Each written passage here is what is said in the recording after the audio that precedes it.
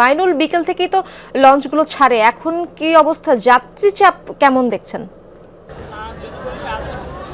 অন্যান্য যে গত 2 দিন আমরা দেখেছি যে প্রচুর যাত্রী ছিল, সে তুলনায় অনেকটাই কম। তবে আজ এখন পর্যন্ত 55টিরও বেশি লঞ্চ ছেড়ে গেছে এবং আমরা দেখেছি যে গতকাল কিন্তু প্রায় 150-র মতো লঞ্চ ছেড়ে গিয়েছিল। আজ কিন্তু সে তুলনায় কম লঞ্চে ছেড়ে গিয়েছে, কারণ আজ যাত্রীর চাপও কিন্তু গতকালের তুলনায় কিন্তু কম। এবং আমরা বিআইডব্লিউটি যেমনটা জানিয়েছে, গতকাল প্রায় 1.5 লাখের মতো যাত্রী কিন্তু লঞ্চে নিজ নিজ গন্তব্যে ফিরেছেন।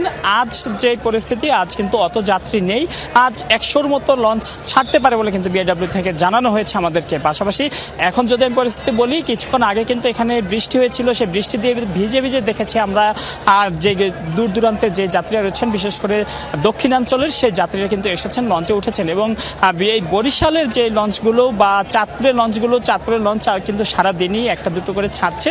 আর বরিশালের লঞ্চগুলো এই যে বিকেল 4টা থেকে হয়তো একের পর এক ছাড়া শুরু হবে। এবং যে যাত্রীরা এসেছেন তারা বলছেন যে লঞ্চের যাত্রা তার স্বস্তিদায়ক বিদায়, তারা সড়ক পথে না গিয়ে লঞ্চে যাত্রা করছেন।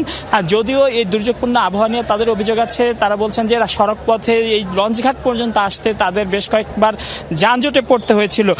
তবে অন্যান্য সবকিছু আজকে ভিড় নেই, সব মিলে বলা যায় যে আজকে লঞ্চ যাত্রায় কিন্তু অনেকটাই স্বস্তিদায়ক, কারণ আগের মতো ভিড় নেই। গতকালের তুলনায় আজ কিন্তু অনেকটাই ভালো পরিবেশ সদরঘাটে রয়েছে। ধন্যবাদ আপনাকে, সেখানকার খবর জানাচ্ছিলেন।